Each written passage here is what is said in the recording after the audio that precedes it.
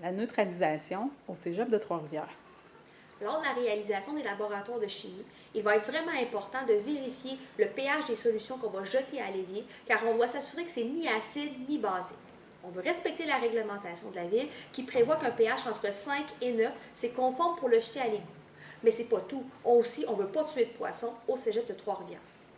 Lors de vos laboratoires, ce que vous allez devoir faire, c'est combiner tous les liquides ensemble dans un grand bécher avant de commencer. Ensuite, on va sortir le kit de neutralisation qui est sous l'évier au bout des tables. Il y a un kit de neutralisation pour les deux équipes qui sont face à face. On va utiliser le papier pH pour bien évaluer le pH initial de la solution pour savoir si on doit augmenter le pH ou diminuer le pH pour s'assurer d'être dans les normes. À l'aide d'une tige de verre, je vais bien uniformiser tous mes liquides ensemble. Je vais prendre un papier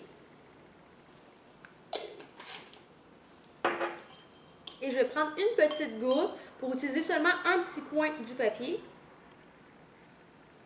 Et voilà.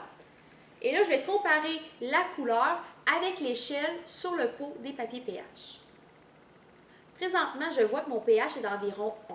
Je vais devoir augmenter le pH pour me rendre dans les normes entre 5 et 9. Je vais donc aller me chercher du neutralisant pour acide qu'on retrouve au fond de la classe dans la grande cruche.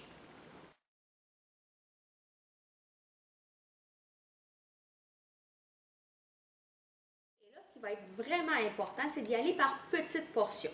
Donc, je vais ajouter une petite portion de neutralisant.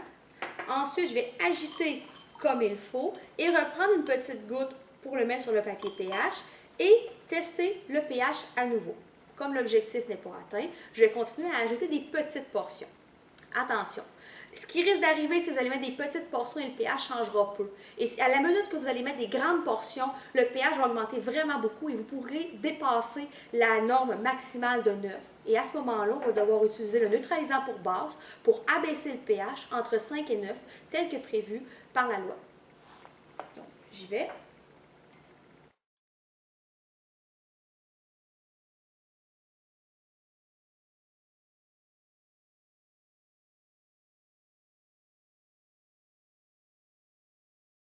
Comme le pH est trop élevé, je vais donc utiliser le neutralisant pour base qu'on a juste ici, toujours par petites portions, parce que comme vous le voyez, souvent la différence n'est pas très grande et une petite quantité fait la grande différence.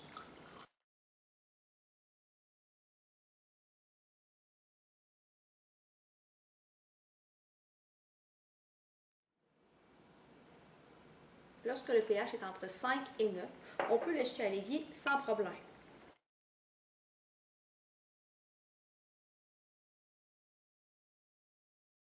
L'excédent de neutralisant pour acide doit être retourné dans le bécher de récupération prévu à cet effet.